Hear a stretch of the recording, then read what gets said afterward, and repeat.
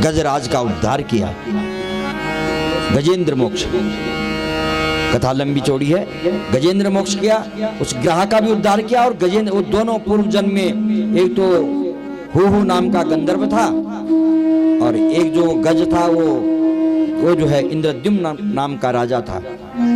अपराध हो गया, ऋषियों का शाप मिल गया उनको। एक तो गज हो गया, एक ग्रह बन गया।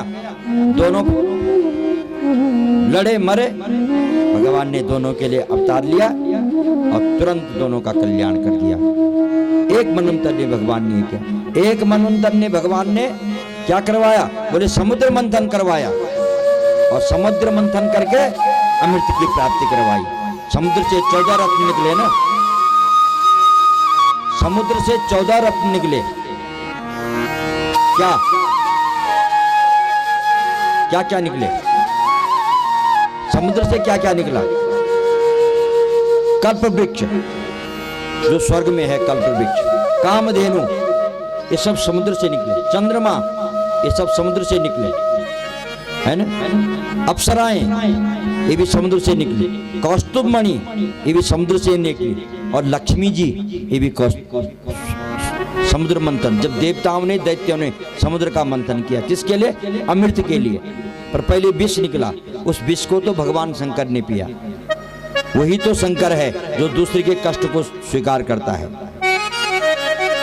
वही तो शंकर है, वही तो भोले बाबा है जो सबके कष्टों को स्वीकार करता है, कल्याण करता है दूसरे का। वही शंकर है, समाज का जो कल्याण करता है। विष पी लिया अपने आप। इस प्रकार से जैसी जैसी वस्तुएं वहां से निकली, उस जहां जहां जिस योग्य ऐरावत नाम का हाथी निकला, इसको दे दिया। किसको? बलि को। ये ऐरावत नहीं, महाराज इंद्र को दिया है। उच्चैश्रवा नाम का घोड़ा निकला, बलि को दे दिया। जो जो जिसके लायक वस्तु है, अप्सराएं निकली, स्वर्ग में भेज दी इंद्र के पास। और एक बहुत सुंदर पदार्थ निकला वहां से। क्या निकला? बोलो बोलो, जय श्री कृष्ण। हाँ, जो हमारा मुख्य पेय पदार्थ है, क्या है वो? मदिरा। वो भी तो निकली समुद्र से, वहीं से। सुरा भी तो वहीं से निकली है, इसलिए तो पी रहे हैं। वो भी वहीं से निकली। बोलो जय श्री कृष्ण। जय श्री कृष्ण। हाँ, तो कहने का मतलब यह है कि उस पर नियंत्रण रखें। और यहाँ पर माता लोगों ने कई बार कदम भी उठा दिए उसके लिए, पर फिर भी नहीं मारते, मानते हैं। बोलिए बाल कृष्ण लाल की जय। फिर भी नहीं मानते। आप लोगों ने कई बार कदम उठाए, हमको पता है, पर नहीं मानते महाराज। कुछ और उपाय करना पड़ेगा। बोलो जय कृष्ण। जय श्री कृष्ण। हाथ उठाओ, करना पड़ेगा कि नहीं करना पड़ेगा? पूरे हाथ नहीं उठ रहे हैं, इसका मतलब नहीं उठ गए सब। कुछ ना कुछ करना पड़ेगा, करना पड़ेगा ना। कोई कदम उठाना पड़ेगा ताकि उसका निषेध हो जाए। हाँ, तो वो भी वहीं से निकली। तो आजकल हम मानो ज्यादा किसी को डांटते, अरे तो समुद्र से, वो भी तो वहीं से निकली थी। अमृत भी वहीं से निकला। तो किसी को अमृत वाले को अमृत चाहिए, सुरा वाले को सुरा चाहिए, मीठे वाले को मीठा चाहिए, खट्टे वाले को खट्टा चाहिए। ये तर्क देते हैं, पर कुछ उपाय करना पड़ेगा, तब जाके ऐसी बातों पर, ऐसे इन विषयों पर, इन जो व्यसन है, इन पर नियंत्रण करना ही होगा, करना ही होगा। ये समाज का भी दायित्व है, सबका दायित्व है ये। ऐसे दुर्व्यसनों से नहीं तो हमारे बच्चे बिगड़ जाएंगे, बच्चे कहीं अधोगति में चले जाएंगे। इसके लिए हमको काम करना पड़ेगा ताकि हम हमारे बच्चों को गलत संस्कार न मिले, उनकी प्रवृत्ति गलत मार्ग में न जाए और वो बचे इन अपराधों से। बोले बाल कृष्ण लाल की जय। समुद्र मंथन के बाद अमृत निकला और अमृत भगवान ने मोहिनी रूप धारण करके देवताओं को पिला दिया और राक्षसों को वो रह गए। क्योंकि पयः पान भुजंगानाम केवलम विषवर्धनम भाई सर्पों को अगर दूध पिलाओगे तो उनका विष बढ़ेगा ही, है ना। चुपके से एक स्वरभानु नाम का दैत्य था, वो भी देवताओं की लाइन में बैठ गया था, उसने पी लिया। पता चला सूर्य चंद्रमा ने बता दिया, उनके बीच में बैठा था। अरे महाराज ये दैत्य है। भगवान ने तुरंत सुदर्शन चक्र से उसका गला काट दिया। अमृत जब पी लिया था तो मरेगा कैसे? दो जो बन गया, एक राहु और एक केतु, है ना। उसने जो है अमृत पिया था, तो भगवान ने देवताओं को अमृत पान करवाया। एक मनंतर में भगवान ने वामन अवतार लिया और महाराज बलि के यज्ञ में जाकर के महाराज बलि का कल्याण किया है। जब देवताओं ने, ये देवताओं दैत्य देखो हमारे अंदर हैं, देवता भी हमारे अंदर हैं और दैत्य भी हमारे अंदर हैं। बोलो जय श्री कृष्ण। जय श्री कृष्ण। देवता क्या है? जब हमारी भावना अच्छी होती है वो देवत्व की भावना है, और जब हमारी भावना बुरी होती है तो वो दैत्य की भावना है, राक्षसों की भावना है। तो हमको दैत्यों की भावना दबानी चाहिए और देवत्व की भावना को हमको ऊपर बढ़ाना चाहिए। तो देवता और दैत्य इसी पर लड़ते रहते हैं। तो स्वर्ग छीन लिया दैत्यों ने, तो माता अदिति ने भगवान कश्यप के आदेश से पयोव्रत किया फाल्गुन के महीने, और फिर संतान की प्राप्ति हुई। स्वयं भगवान उनके घर में पधारे, प्रकट हुए उनके गर्भ से। कौन? भगवान वामन। बोले वामन भगवान की जय। वामन भगवान प्रकट हुए, और जैसे प्रकट हुए तो सभी देवताओं ने, सबसे पहले बृहस्पति महाराज ने उनको जनेऊ पहनाया और मेखला दी। कश्यप जी ने, माता ने जो है अन्न का पात्र दिया, भिक्षा का पात्र दिया, सरस्वती ने जो है माला दी। सभी देवताओं ने अपने अपने जो है आभूषण उनको दिए, है ना। कुबेर ने छत्र प्रदान कर दिया, और किसी ने दंड प्रदान किया, छत्र लेकर के किसी ने क्या दे दिए, चरण पादुका दे दी, किसी ने माला दे दी। और छोटे बामन अंगुल के भगवान, और चल पड़े महाराज बलि के यहाँ। और जब गए तो बलि तो बड़े गदगद हो गए देख करके, सूर्य आ रहे हैं, साक्षात सूर्य नारायण कौन आ रहे हैं। और जब गए तो महाराज बलि ने कहा कि हैं तो ब्राह्मण, क्या चाहिए आपको, आप आए हैं। यज्ञ कर रहा था बलि, शुक्राचार्य जी यज्ञ करा रहे थे, क्या चाहिए आपको।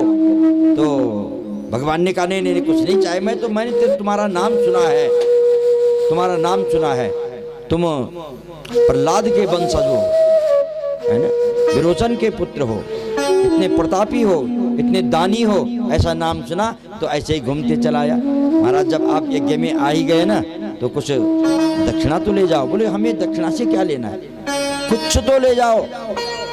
आप महाराज त्रिलोकी का स्वामी हूं मैं, क्या नहीं दे सकता हूं। तो भगवान ने कहा अगर नहीं मान, चलो 3 पैर भूमि दे दो मेरे को।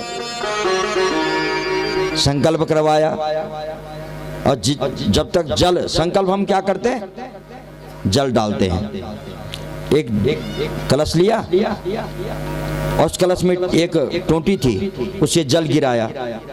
अब शुक्राचार्य जी रोक रहे थे, शुक्राचार्य जी ने पहचान लिया ये तो स्वयं देवानाम कार्य साधक, ये देवताओं का कार्य साधने के लिए आया। टोंटी में बैठ गए, भगवान जान गए, एक कुसा उठाया, टोंटी में डाला, शुक्राचार्य की आंख फूट गई। बस तो कहते हैं नहीं शुक्र है, वाला शुक्राचार्य शुक्र है, ये जिसकी एक आंख कानी है उसको शुक्र कहते हैं। अर्थात जो दान में विघ्न डालता है वह काना होता है। कोई दे रहा है आपको, क्या मतलब, देने दो। दान देने में कभी किसी का हाथ रोकना नहीं चाहिए। हाँ, कोई दान दे रहा है तो दो देना चाहिए, ऐसी भावना होनी चाहिए। तो संकल्प कर दिया। शुक्राचार्य ने कहा बलि मत दो, अरे ना बोल दो।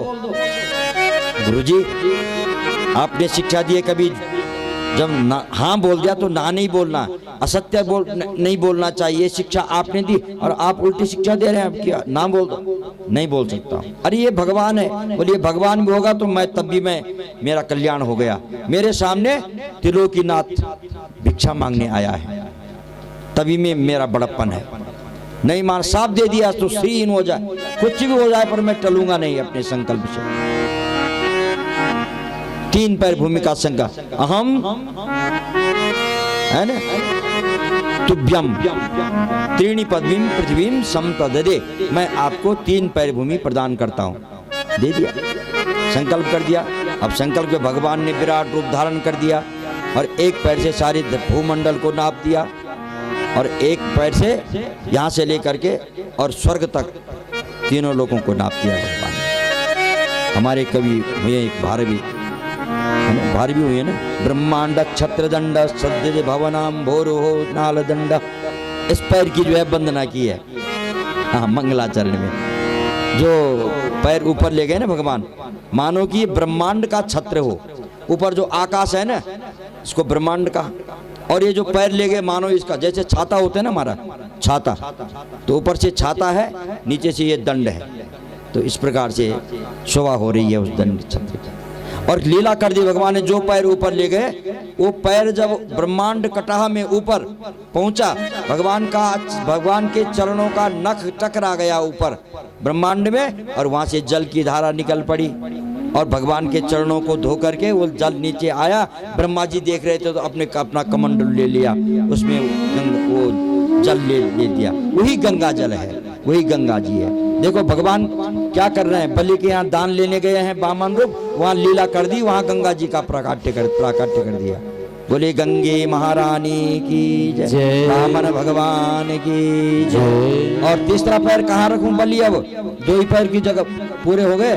बोले महाराज तीसरा पैर मेरे सिर में रखो, सिर में रखा और बलि का कल्याण कर दिया। जिसके पैर सिर में भगवान का चरण आ गया, कहा बलि तुम सुतल लोक में जाओ, स्वर्ग छोड़ दो, ये देवताओं का है, और सुतल लोक में तुमको देव स्वर्ग से भी अधिक आनंद स्वर्ग मिलेगा, आनंद मिलेगा। वहां भेज दिया सुतल लोक में बलि महाराज को, और सबने भगवान की वंदना की। इस प्रकार से वामन भगवान ने देवताओं का भी कल्याण कर दिया और बलि का भी कल्याण कर दिया, क्योंकि अहंकार हटाया भगवान ने, बलि का कल्याण कर दिया। सबने भगवान की वंदना की। 1 मिनट के लिए हम भी भगवान की वंदना करें। श्रीमन नारायण नारायण नारायण, श्रीमन नारायण नारायण नारायण, श्रीमन नारायण नारायण नारायण, श्रीमन नारायण नारायण नारायण, रामन नारायण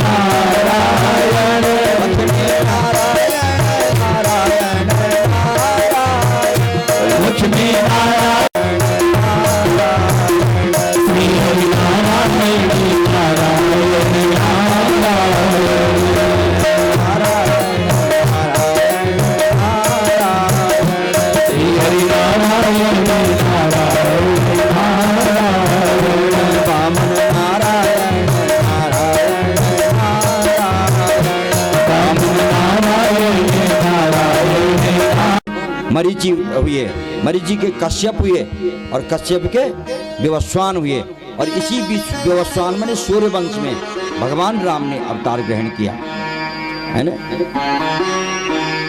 इसी सूर्यवंश में भगवान राम ने अवतार ग्रहण किया। तो रामचरित्र अति पवित्र, ऐसा हमारे संत कहते हैं, और कृष्ण चरित्र अत्यंत विचित्र। बोलो जय श्री कृष्ण, जय श्री कृष्ण। अरे राम तो नाम उच्चारण करने भी में भी सीधा है, राम और कृष्ण का नाम थोड़ा उच्चारण करने में भी थोड़ा कठिन है, कृष्ण। तो कोई कोई तो कृष्ण बोल भी नहीं पाता, किशन बोलता, किशन नहीं। तो भगवान चरित्र, श्री कृष्ण का चरित्र बड़ा अद्भुत है, बड़ा विचित्र है। भगवान राम का चरित्र बड़ा सुंदर है, बड़ा सहज है, बड़ा सरल है। और समय के अभाव के कारण केवल भगवान का स्तुति करेंगे और फिर आगे चलना है। खट्वांगा दीर्घ बाहुश्च रघुस्तस्मात् पृथुश्रवा अजस्ततो महाराज तस्मात् दशरथो अभवत। इस वंश में इस प्रकार से, इस वंश में महाराज दशरथ हुए, जिनके संतान नहीं हुई तो गुरु जी के पास गए, है ना। गुरु गृह गया तुरंत नहीं पाना, गुरु गृह तुरंत नहीं पाला, गुरु गृह गया तुरंत नहीं पाला।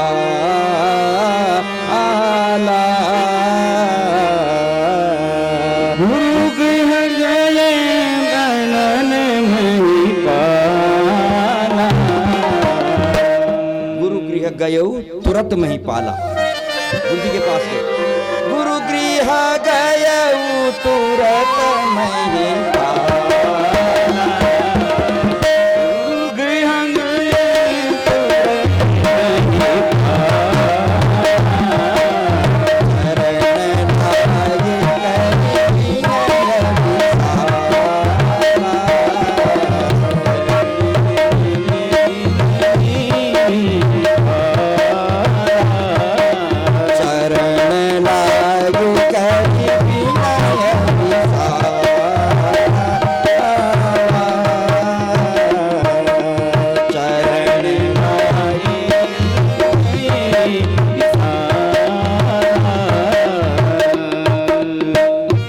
प्रणाम किया गुरु जी को। गुरु जी संतान नहीं है ना, तो गुरु जी ने आशीर्वाद दे दिया, जाओ होई है सुतचारी त्रिभुवन विदित सकल भयहार। 4 पुत्र हो जाएंगे तुम्हारे, जाओ बुलाओ, यज्ञ करो। श्रृंगी ऋषि को बुलाओ, बुलाया, यज्ञ किया और यज्ञ कुंड से अग्निदेव प्रकट हो गए, हाथ में चरु लेकर के, लो ये अपनी रानियों को दे दो। और 3, एक भाग कौशल्या जी को दिया, एक भाग कैकेयी जी को दिया। इसमें 2 बातें हैं। और फिर कहते हैं कि फिर कैकेयी ने, महाराज ने तो 2 ही भाग किए उसके, एक कैकेयी को दे दिया और एक कौशल्या जी को दे दिया।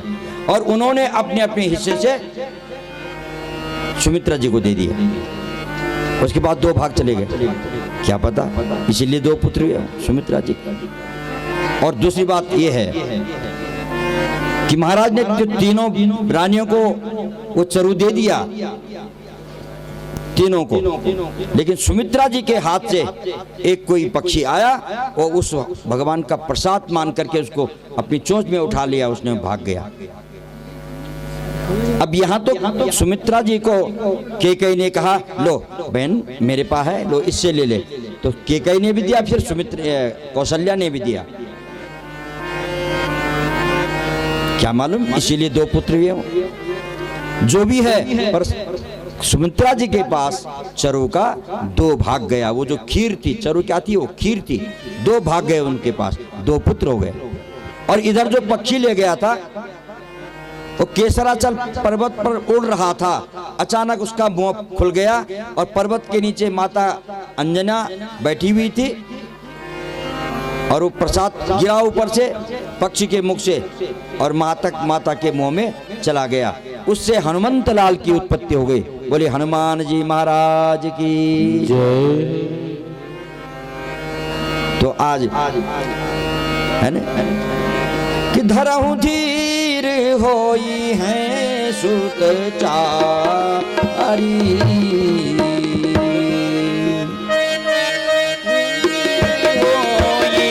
सुत चारी,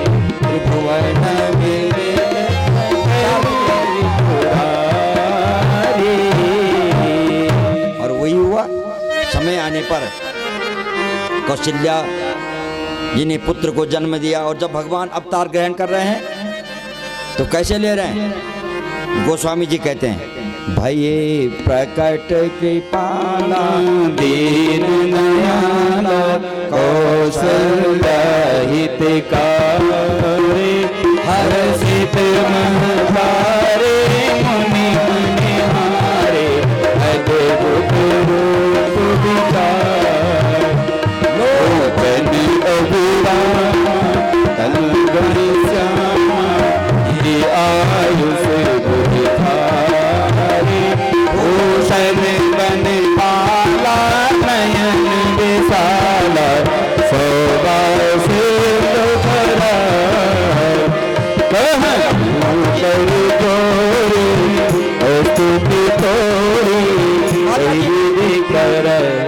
प्रार्थना की, प्रभु अरे आप तो, क्योंकि भगवान जब प्रकट हुए तो शंख चक्र गदा पर धारण करके आ गए। आप तो शंख चक्र गदा, आप तो बालक नहीं, आप तो पिता बन के आ गए। तो क्या करना है ना? माता ने कहा तुरंत बालक बन जाओ। अरे दुनिया तो बाहर प्रतीक्षा कर रही है,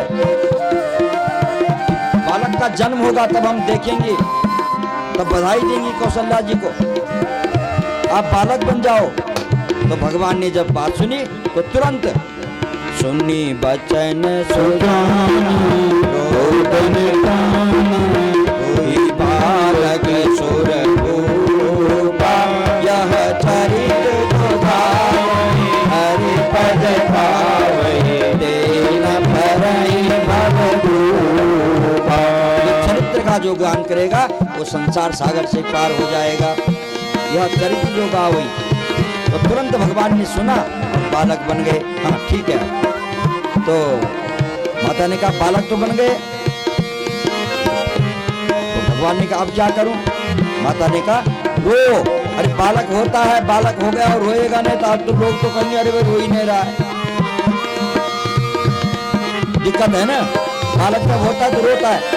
तो सुनी बचन सुजाना रोदन काना कोई बालक सुर रूपा यह चरित दुखावै हरि पद पावै दीन भरई भवरूपा। इस प्रकार से भगवान का चरित्र हुआ। माता कौशल्या ने, है ना, जो आनंद सिंधु सुख राशि करते त्रैलोक सुपासी सो सुख धाम राम असनामा है पालन अखिल लोक विश्रामा। श्री राम ने अवतार लिया और माता कैकेयी ने भरतलाल को जन्म दिया। विश्व भरण पोषण कर जोई ताकसर कर नाम भरत अस होई। गुरु वशिष्ठ जी ने उनका नाम रखा। और माता सुमित्रा ने बोले लक्षण नाम सुधाम प्रिय, लक्षण धाम सुराम प्रिय सकल विश्व आधार गुरु वशिष्ठ ते ही राख्यो लक्ष्मण नाम उदार। उनका नाम लक्ष्मण रख दिया।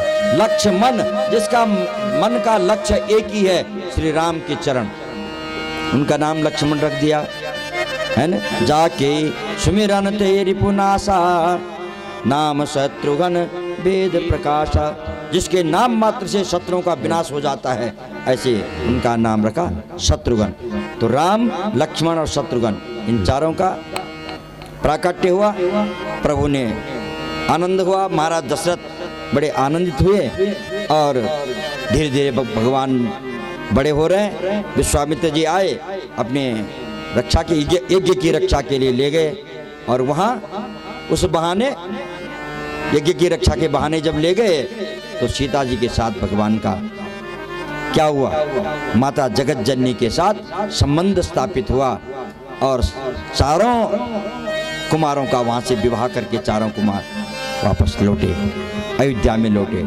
उसके बाद प्रभु वनवास गए, जगत के कल्याण के लिए, संसार के हित के लिए, कल्याण के लिए भगवान ने वनवास स्वीकार किया और वहाँ आसुरी प्रवृत्तियों का विनाश किया। और मुख्य उद्देश्य क्या था? भक्तों को सुख पहुंचाना, भक्तों को सुख पहुंचाना, है ना। ये भगवान का मुख्य उद्देश्य था। अब देखो रावण कुंभकर्ण को मारना ये भगवान के लिए बड़ी बात नहीं थी। बड़ी बात तो भक्तों को परित्राणाय साधु नाम, संतों की रक्षा के लिए, संतों को सुख पहुंचाने के लिए भगवान अवतार लेते हैं। दंडकारण्य में जब भगवान घूम रहे थे ना, और माता सती को जब शंका हो गई थी ये कोई भगवान है जो स्त्री के लिए रो रहा है, हे खग, और धड़ाम से नीचे गिर रहे हैं, हे मृग, धड़ाम से दूसरे वृक्ष में जा रहे हैं, लोटपोट हो रहे हैं, हे खग हे मृग मधुकर श्रेण तुम देखी कहाँ सीता, लोटपोट हो रहे हैं, पछाड़ खा रहे हैं, सिर पटक रहे हैं। तो सती माँ ने कहा कि ये बच्चों की भगवान विश्वनाथ भगवान शंकर तो प्रणाम कर रहे हैं, अरे ये कोई भगवान होता है?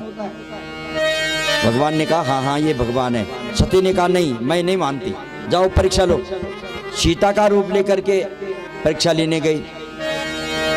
भगवान ने पहचान लिया माता जी आई हैं, माता जी प्रणाम। भोले बाबा कहाँ हैं? अब सती जी क्या करे, लज्जित हो गई।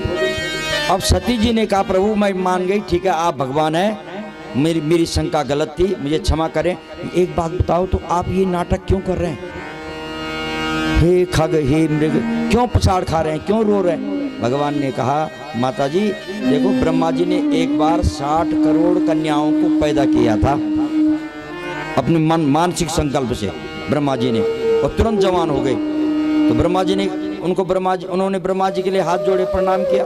ब्रह्मा जी ने कहा ब्रह्मांगो ब्रह्म ब्रूयात, उन्होंने कहा कि राम हमको पति रूप में मिले, भगवान पति रूप में मिले।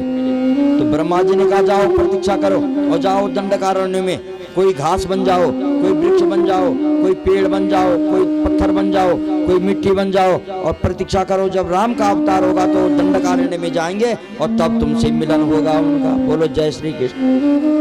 उन भक्तों को, उन देवियों को, उन कन्याओं को मैं सुख पहुंचाने के लिए, उनको पति का सुख प्रदान करने के लिए मैं उनका स्पर्श कर रहा हूँ माता जी, इसलिए मैं इस दंडकारण्य में लीला कर रहा हूँ। बोलो बाल कृष्ण लाल की जय। कई कारण है भगवान के अवतार लेने के। तो रावण कुंभकर्ण को मारना कोई बड़ी बात नहीं थी उनके लिए।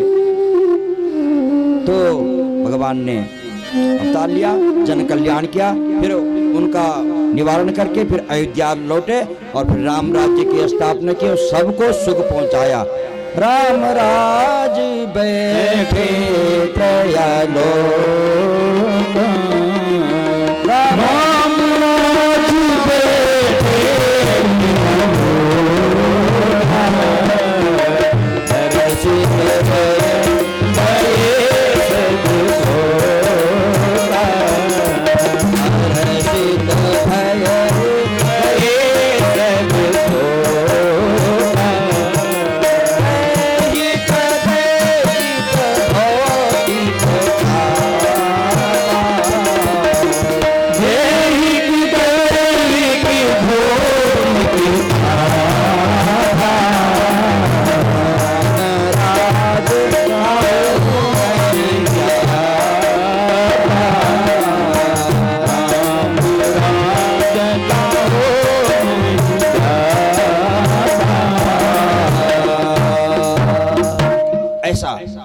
अद्भुत राम राज्य की स्थापना। न कोई शारीरिक दुख, न दैहिक, दैविक, भौतिक, 3 प्रकार के जो ताप हैं, किसी को कोई ताप नहीं, सब प्रसन्न, सब आरोग्यतापूर्ण जीवन, सबका सब परिपूर्ण और सब अपने को संपन्न मानते हुए राम राज्य के प्रभु ने स्थापना की और जगत का कल्याण किया। बोले रामचंद्र भगवान की, चारों भैया की जय, भक्त मंडली की जय। आज हम कहाँ चलते हैं? मथुरा में चलते हैं। बाल कृष्ण लाल की जय। भगवान का जन्म कहाँ हुआ था? मथुरा। मथुरा के राजा कौन थे? मथुरा के उग्रसेन राजा थे। हाँ, कौन थे उग्रसेन? कंस के पिता। कंस के पिता उग्रसेन थे। और अब देखिए सूर्यवंश का आपने यहाँ पर वर्णन सुना, सुखदेव जी सूर्यवंश का वर्णन बता रहे हैं, फिर चंद्रवंश के वर्णन में जाते हैं, है ना। भगवान श्री कृष्ण का प्रादुर्भाव चंद्रवंश में हुआ है और जिस प्रकार से यहाँ सूर्यवंश की उत्पत्ति हुई उसी प्रकार से सारी ब्रह्मा जी से, नारायण से ब्रह्मा, ब्रह्मा से अत्रि, अत्रि के चंद्रमा, और चंद्रवंश से आगे चल करके कई बहुत बड़ा लंबा विस्तार। सुखदेव तो कहते हैं महाराज नहीं बस बिस्तर तुम सक्तुम वर्षम वर्ष वक्तुम वर्ष सतैरपि, मैं इन सूर्य चंद्र वंश का वर्णन यदि 100 वर्ष तक भी करूंगा तब भी पूरा नहीं हो पाएगा। हाँ, वक्तुम वर्ष सतैरपि, इतने विशाल विशाल राजा हुए, इतने महान महान राजा हुए, इतना बड़ा भारी वंश सूर्यवंश और चंद्रवंश। वक्तुम वर्ष सतैरपि, मैं सैकड़ों वर्ष तक भी बोलूंगा तब भी ये चरित्र पूरा नहीं होगा, इसलिए संक्षिप्त में। तो चंद्रवंश में भगवान का प्रादुर्भाव हुआ। चंद्रवंश में हैं महाराज वसुदेव जी महाराज, सूरसेन के वसुदेव जी। तो वसुदेव जी के यहाँ भगवान ने अवतार ग्रहण किया। हुआ ऐसा कि महाराज राजकुमार हैं कंस और बड़े अहंकारी हैं, लेकिन अपने को लोकप्रिय बनाना चाहते हैं। और उनकी चचेरी बहन है देवकी, और लोकप्रिय कैसा बनाना चाह रहे हैं कि अपनी चचेरी बहन देवकी को, चचेरी बहन नहीं, एक मेरी सगी बहन है ऐसा मानते हैं, मेरी सगी बहन है ये, ऐसा दिखा रहे हैं लोकप्रिय बनने के लिए। उसका लालन करना, पालन करना, उसको पढ़ाना लिखाना, ये सब, उसको सुख सुविधा पहुंचाना ताकि मैं लोकप्रिय बन जाऊं और राज्य का अधिकारी मैं बन जाऊं। ऐसा जब कंस ने सोचा तो समय आया और देवकी जवान हो गई, विवाह के योग्य हुई। और कंस का मित्र है वसुदेव। देखो वसुदेव और कंस एक साथ पढ़े हैं, और कंस वसुदेव के स्वभाव को जानता है। बड़े उदार हैं, बड़े सज्जन हैं, बड़े गुणवान हैं। इसलिए मैं अपनी बहन देवकी का विवाह वसुदेव जी के साथ में करूंगा, ये निश्चय और कर दिया उसने। और जैसे ही वसुदेव जी के साथ में विवाह किया, अनेकों प्रकार का दान दिया, अनेकों प्रकार का दायजा दिया, और नाना प्रकार से बड़े धूमधाम से देवकी की शादी की। और कहा कि मैं स्वयं बहन देवकी को पहुंचाने उसकी ससुराल जाऊंगा। रथ में बैठा और स्वयं रथ को हाँकने लगा, देवकी को ले जाने लगा। जैसे रास्ते में जाता है आकाशवाणी होती है, पथि प्रकर्णम कंसम आभास्याः शरीर भाग अस्यास्त्वाम अष्टमो गर्भ हंतायाम बहसे बुध। हे मूर्ख, जिस बहन को तू अपनी सगी बहन मान करके उसके ससुराल में पहुंचाने जा रहा है, उसका 8वां गर्भ तेरा काल होगा। ये आकाशवाणी में 8वां गर्भ तेरा काल होगा। तुरंत रथ रोक दिया। वसुदेव जी आपने सुना? हाँ सुना। तो तुरंत निश्चय कर दिया, न रहेगा बांस न रहेगी बांसुरी। बाल पकड़ दिए देवकी के, तलवार निकाल दी म्यान से और काट मारने के लिए तैयार हो गया। उसका व्यक्तित्व तो समाज के सामने आ गया। अभी तक जो ऐसा नाटक कर रहा है कि देवकी मेरी सगी बहन है, मैं इसके लिए क्या नहीं कर सकता हूं, और 1 मिनट में बदल गया आकाशवाणी से और मारने के लिए तैयार हो गया। इतनी बड़ी उदारता कहां गई? इतना बड़ा त्याग तुम्हारा कहां गया? एक क्षण में बदल गया तुम्हारा विचार और मारने के लिए तैयार हो गए। ऐसा विचार कंस का ही हो सकता है। ऐसा विचार किसी हिंसक व्यक्ति का हो सकता है, किसी कुविचार वाले व्यक्ति का ही हो सकता है। साधु सज्जनों का विचार इतनी जल्दी नहीं बदलता है।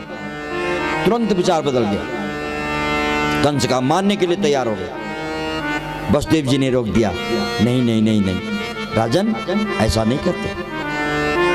क्यों? अरे मेरी मृत्यु का काल होगा, इसका गर्भ, तो मैं इसको जड़मूलहीन विनाश कर देता हूं। लेकिन वसुदेव जी बहुत धैर्यवान व्यक्ति थे, महान पराक्रमी भी थे, लेकिन बड़े समझदार भी थे, सूझबूझ वाले थे। रोका उन्होंने कंस को, नहीं कंस देखो, एक तो तुम्हारी बहन है, इतना बड़ा पाप मत करो, पहले तो तुम्हारी ये बहन है, दूसरी बात इसका विवाह का समय है, और तीसरी बात तुम इसको ससुराल पहुंचाने जा रहे हो। ऐसी अवस्था में इसको मानना तुम्हारे चरित्र पर कलंक लग जाएगा। और प्रश्न वसुदेव जी समझा रहे हैं, प्रश्न मृत्यु का नहीं है, मृत्यु आज नहीं होगी तो कल होगी, मृत्यु तो होनी अवश्यम भावी है, लेकिन चरित्र अगर कलुषित हो गया, दूषित हो गया, कलंकित हो गया, तो हमेशा हमेशा के लिए वो कलंक लग जाता है। इसलिए ऐसा कुकृत्य मत करो। नहीं माना कंस। वसुदेव जी ने देखो, कोई भी धूर्त व्यक्ति हो तो अंतिम क्षणों तक सज्जन लोग उसको रोकने की कोशिश करते हैं। अंतिम क्षणों तक वसुदेव जी ने रोका और अंतिम में वचन दिया, देखो अगर आप नहीं मानते हैं तो मैं आपको एक वचन देता हूं, इसके गर्भ से जो भी संतान होगी मैं आपको सौंप दूंगा। हाँ, ये हो सकता है, क्योंकि कंस जानता है वसुदेव के स्वभाव को बचपन से, ये जो बात कहता है वैसा करता है, तो ठीक है छोड़ देता हूं, और छोड़ दिया उनको। कहा कोई बात नहीं, इस बात पर छोड़ दिया। अब पहुंचे वसुदेव जी, देवकी जी। जैसे ही पहली संतान हुई, कीर्तिमंतम प्रथमजम, पहली संतान हुई तो वसुदेव जी ने उठाई, वो पकड़ा उस बालक को और कंस के पास ले आए। अब कंस इस विचार से प्रभावित हो गए, देखो कितने सच्चे आदमी है वसुदेव। इसलिए मैं जानता था इनको ये सच्चे आदमी हैं, परंतु मेरा काल तो 8वां गर्भ होगा ना, कोई बात नहीं, ले जाओ इसे वापस, 8वां गर्भ देना मुझे, जो 8वीं संतान होगी उसको देना मुझे, इसको ले जाओ। वापस किया। नारद जी आ गए, वसुदेव जी बाहर निकल रहे हैं, नारद जी अंदर आ रहे हैं। गुरुजी प्रणाम। कंस प्रणाम कर रहा है। ये अभी अभी कौन जा रहा है? बोले ये वसुदेव है। क्या बात है? उनके पास एक बालक है। हाँ महाराज, ऐसी ऐसी बात है, सब कहानी बता दी कंस ने। अरे तो तुमने गलती कर दी कंस, तुम चेला है मेरे इसलिए बोल रहा हूं। हाँ, क्यों क्यों? आकाशवाणी ने क्या कहा? बोले 8वां गर्भ काल है तुम्हारा, होगा। ये कौन सा है? बोले ये पहला है। नारद जी ने एक कमल का फूल निकाला। ये फूल देख रहे हो? बोले हाँ। अब इसकी पंखुड़ी देख रहे हो? हाँ देख रहे हैं। अब गिनो इनको, अब गिनी वो पंखुड़ियां। ये कौन सा है? पहला है। ये दूसरा है, तीसरा है, चौथा। यहां से गिनो। अगर यहां से गिने तो बोले जो 8वां है वो भी पहला हो सकता है। 8वां भी तो पहला, 7वां भी पहला हो सकता है, कोई भी हो सकता है पहला। और मति पलट गई कंस की। तुरंत बुला दिया वापस, और वापस बुला करके मार दिया, बालक मार दिया। और इस प्रकार से 6 बालक मार दिए। 6 की संतानें वसुदेव देव की। कीर्तिमंतम प्रथमज। और 7वें गर्भ में स्वयं भगवान के जो आधार हैं, शेषराज भगवान, वो माता देवकी के गर्भ में पधारे हैं। और जैसे संकर्षण कहते हैं उनको, शेषराज भगवान माता देवकी गर्भ में आए तो भगवान ने अब अपनी लीला करनी थी। भगवान ने अपनी योगमाया को आदेश दिया, हे योगमाये तुम जाओ मृत्युलोक में, और देवकी के गर्भ में जो बालक है उसको निकालो और रोहिणी के गर्भ में स्थापित कर दो। ये अद्भुत बात है, लेकिन भगवान के लिए कौन सी बड़ी बात है? बोलो जय श्री कृष्ण। जय श्री कृष्ण। बात तो अद्भुत है ना, एक माँ के गर्भ से बालक को निकालना और दूसरी माँ के गर्भ में स्थापित करना संभव नहीं, लेकिन भगवान के लिए क्या असंभव है? भगवान ने अपनी योग माया, और तुम भी मेरा काम करोगे तो जगत में तुम विख्यात हो जाएगी। आप जगत में विख्यात हो जाएंगी। दुर्गा, कोई तुमको दुर्गा के नाम से पूजेगा, भद्रकाली के नाम से पूजेगा, वैष्णवी के नाम से पूजेगा, तो संसार में तुम्हारी पूजा हो जाएगी। जाओ। योग माया आई और आकर के उसने अपना काम किया।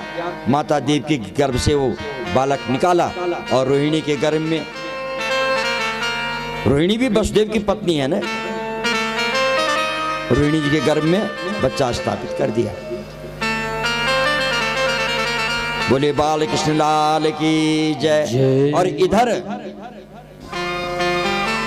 ऐसी भ्रांति फैल गई कि देवकी का 7वां गर्भ स्खलित हो गया, गर्भपात हो गया।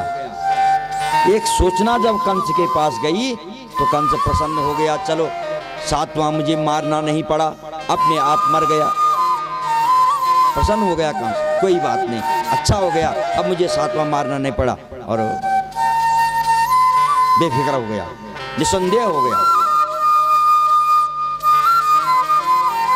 और जब स्वयं भगवान गर्भ में पधार रहे हैं, अब भगवान नारायण स्वयं शेष महेश दिनेश गणेश सुरेश ही जाय निरंतर ध्यावे।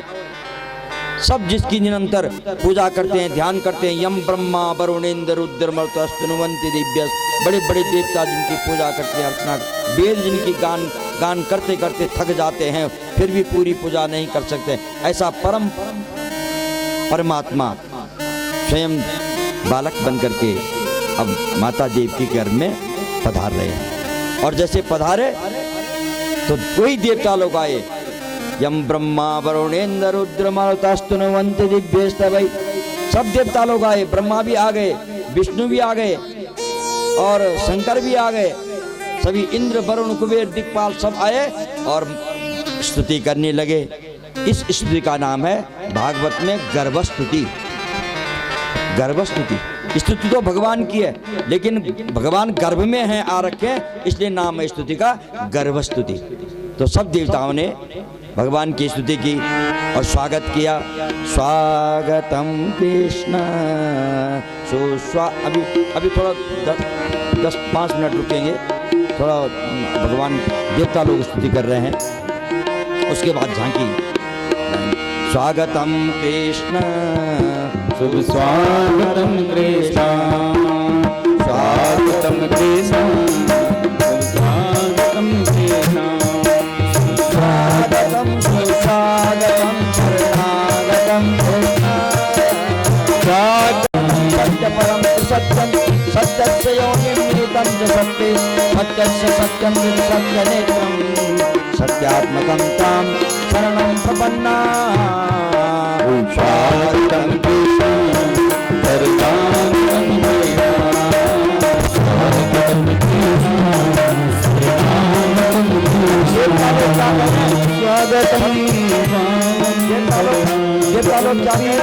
सत्यम प्रथम। हे महाराज, आप तो आपका व्रत सत्य है, सत्य संकल्प है आप। भगवान का नाम क्या है? देखो, जब भागवत में वंदना की गई थी, व्यास जी ने जब वंदना की तो किस नाम से की? ये स्वरूप लक्षण है, बाकी तो तटस्थ लक्षण है भगवान के, और ये स्वरूप है भगवान का, सत्यम परम धीमहि। और उसी सत्य स्वरूप परमात्मा की वंदना कर रहे हैं देवता लोग गर्भ में। सत्य प्रथम, आप सत्य संकल्प हैं प्रभु, सत्य प्रथम सत्य परम त्रिसत्यम। जब ये संसार है, इस संसार में भी आप हैं और ये नहीं रहेगा तब भी आप रहेंगे। परम त्रिसत्यम सत्य योनिम नियतम च सत्य। और सत्य की जो योनि है, ये पंच महाभूतों के द्वारा आप उन पंच महाभूतों को प्रकट करते हैं और उन पंच महाभूतों में आप स्वयं प्रविष्ट होकर के तभी संसार का सृजन करते हैं। तो वह आपके कारण सत्य हो जाते हैं वो पंच महाभूत भी। परम त्रिसत्यम सत्य से योनिम नियतम सत्य से सत्यमृत सत्य नेत्रम। आपकी दृष्टि के कारण ये संसार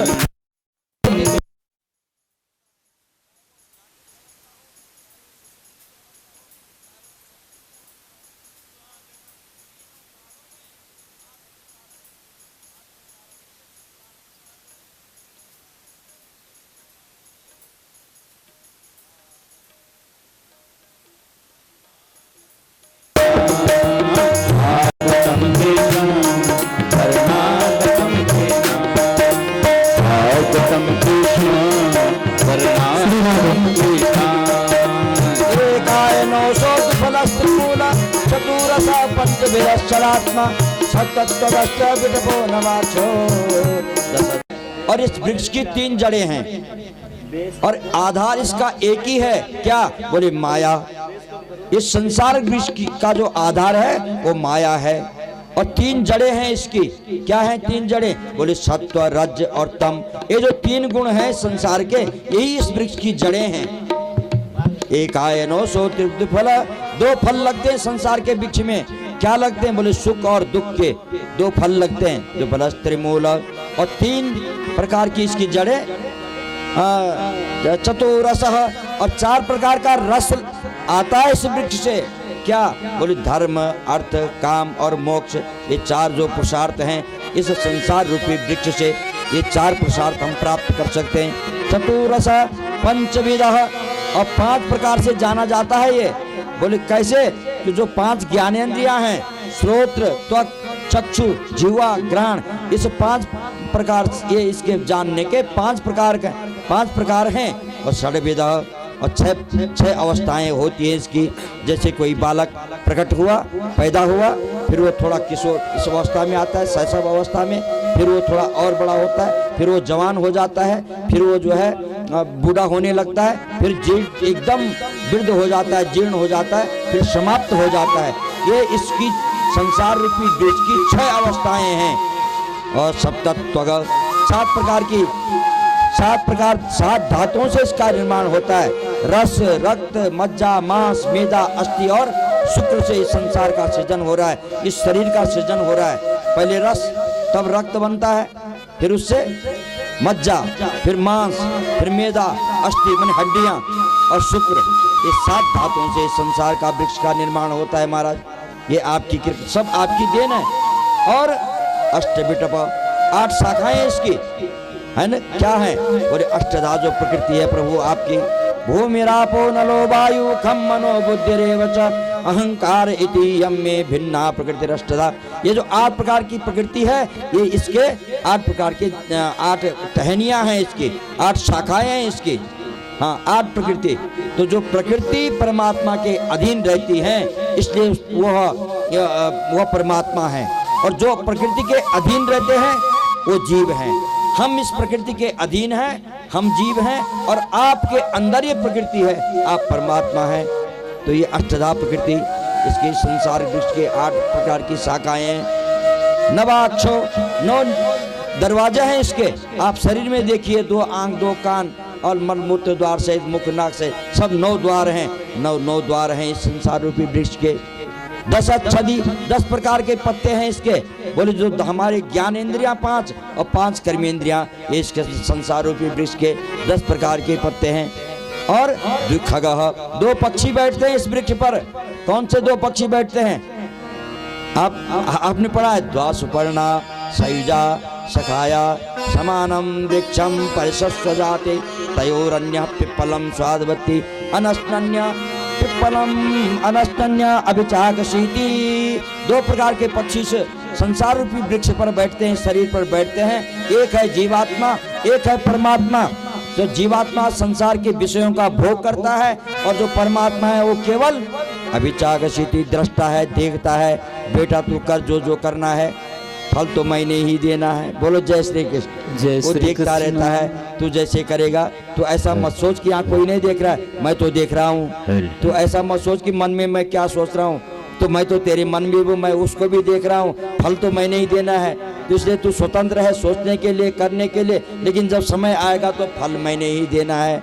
वो द्वासुपर्णा, वो 2 पक्षी इस शरीर पर बैठते हैं, एक भोग करता है और एक फल देता है। तो स्वागतम कृष्ण, सुस्वागतम कृष्ण, स्वागतम कृष्ण, स्वागतम कृष्ण, स्वागतम सुस्वागतम शरणागतम कृष्ण, स्वागतम सुस्वागतम शरणागतम कृष्ण, स्वागतम सुस्वागतम शरणागतम कृष्ण,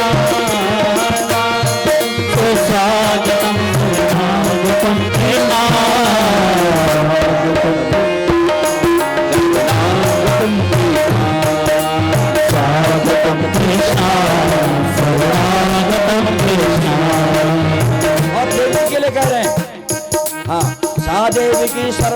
निवासः। देवकी माता, अब आप चिंता मत करो। अब तक कंस आपको कष्ट दे रहा था, आपके पुत्रों को मार रहा था, तो अब स्वयं नारायण भगवान आपके गर्भ में आए हैं। अब आपको चिंता करने की जरूरत नहीं है। अब तो स्वयं भगवान पधार गए आपके गर्भ में। और ऐसी प्रार्थना करके देवकी को भी सांत्वना दे करके देवता लोग अपने अपने धामों को तो सिधार गए और इधर भगवान पधार गए। बोले बाल कृष्ण लाल की जय। स्वागतम कृष्ण शरणागतम स्वागतम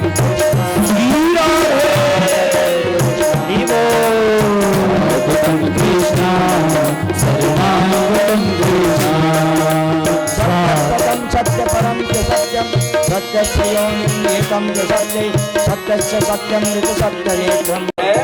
मन से भगवान की शरणागति लेनी चाहिए। वास्तव में हमारे मन में भगवान प्रकट हो रहे हैं।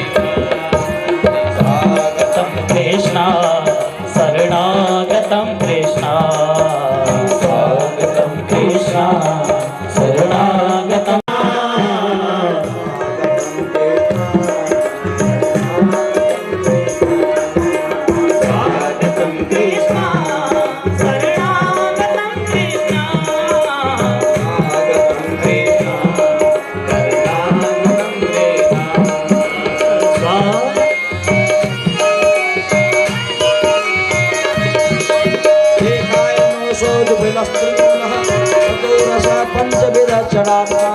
सप्तत्वगष्टाभिनवो नवाक्षो दशच्छदीप भगो आदि वृक्ष।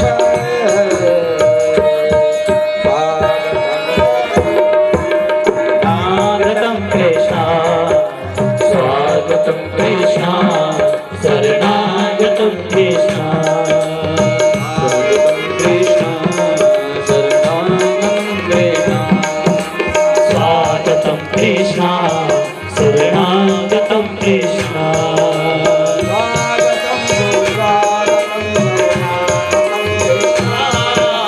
स्वागतं सुस्वागतं शरणा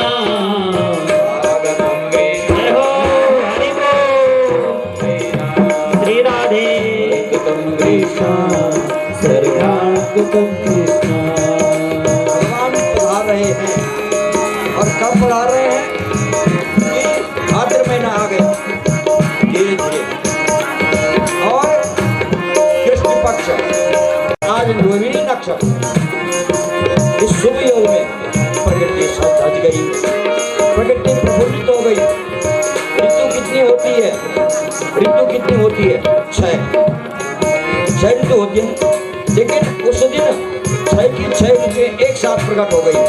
बसंत ऋतु भी आ गई, हेमंत ऋतु भी आ गई, शरद ऋतु तो है ही, और महाराज चैत्र का महीना, तो 6 की 6 ऋतुएं सब प्रकट हो गई, सब दज गई धरती। ये धरती माँ भगवान की पत्नी है। पत्नी जब घर में आती है तो पत्नी थोड़ा अपना श्रृंगार ठीक कर लेती है। तो भगवान आ रहे हैं, पति आ रहे हैं, पति आ रहे हैं, प्रकृति सज गई है। तो वर्षा ऋतु भाद्र का महीना, लेकिन 6 की 6 ऋतुएं सब प्रकट हो गई, एक साथ आ गई 6 ऋतु। कृष्ण हाँ, राष्ट्रपति आ रहे हो, थोड़ा टाइम तो लगेगा, प्रतीक्षा करनी पड़ेगी। प्रतीक्षा करिए, आ रहे हैं। तब तक इधर प्रसंग भी तो चल रहा है। सारी धरती पुलकित हो गई, प्रफुल्लित हो गई, प्रसन्न हो गई, एक साथ सब ऋतुएं प्रकट हो गई, धरती सज गई। आज हमारे धारण करके प्रकट हो, जैसे राम जी हुए थे, तो माता ने कहा नहीं नहीं नहीं, माता मुझे बोली सोमत डोली बजाओ तात यह बाबा के घर में मुझे ले जाना।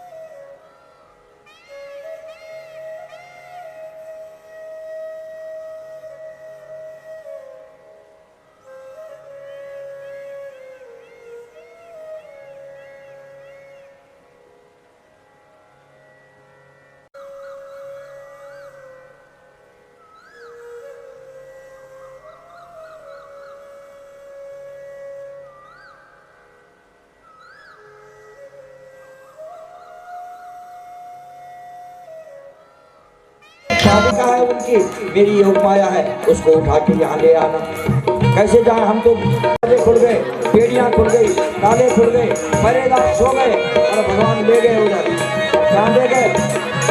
यमुना जी में स्नान। एक बार तो उमड़ गई थी, भगवान के चरणों का स्पर्श किया और उसके बाद यमुना जी वापस चले गए। इसके हो गए, रास्ता दे दिया और वसुदेव जी गोकुल में पहुंचे नंद बाबा के यहाँ, और नंद बाबा के यहाँ बालक को रखा और वहाँ से एक बालिका थी, उस बालिका को उठाया और वसुदेव जी जैसे अंदर गए, ताले लग गए, चटकनियाँ लग गई, बेड़ी लग गई। देखो, जब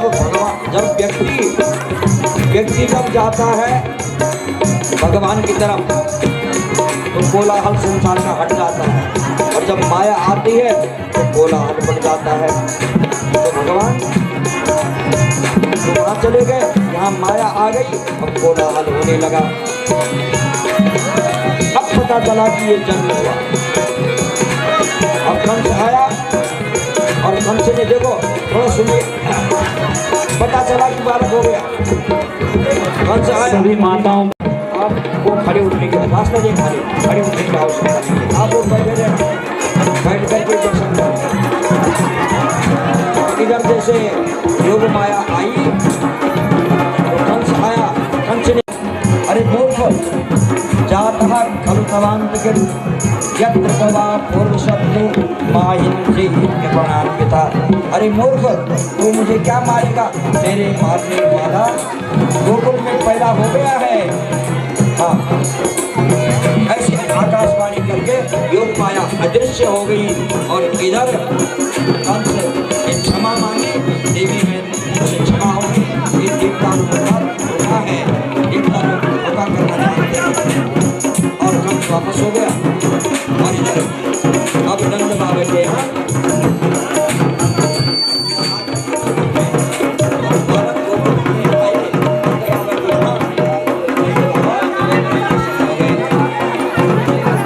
एक महीना सुनता नंद बाबा की सोचा बाबा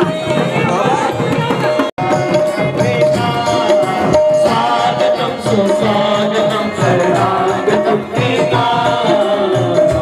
स्थान पर बैठ जाएं, शांति व्यवस्था बनाए रखें।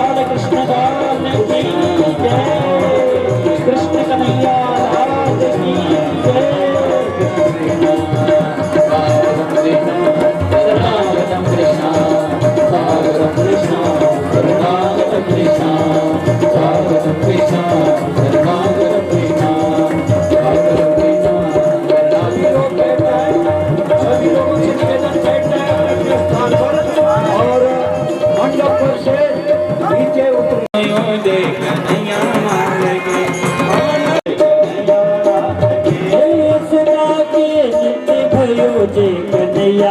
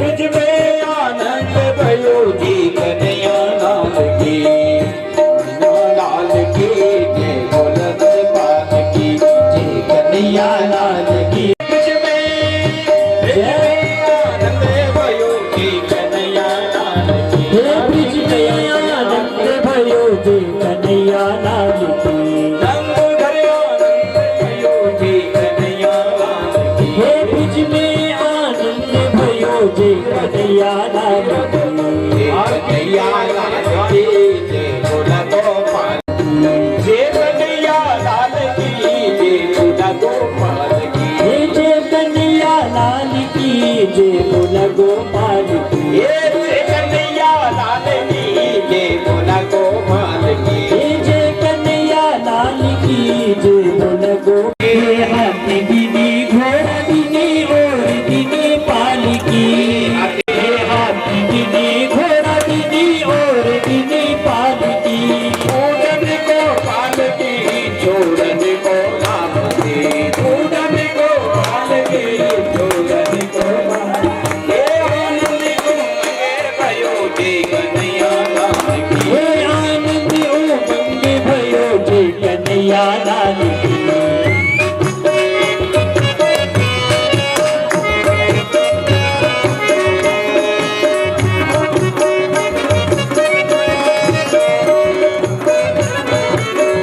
गोकुल माँ जब तब ज्ञान छल बली नारायणा गोकुल माँ जब तब की देना जन्मे दो छल बली नारायणा गोकुल माँ जब तब ज्ञान जन्म लो छल बली नारायणा गोकुल माँ जब तब की देना जन्मे दो प्यारी को नारायणा जन्म लो प्यारी को नारायणा जन्मे जो छल बली जन्मे दो छल बली नारायणा जन्म लो छल बली नारायणा जन्मे दो छल बली नारायणा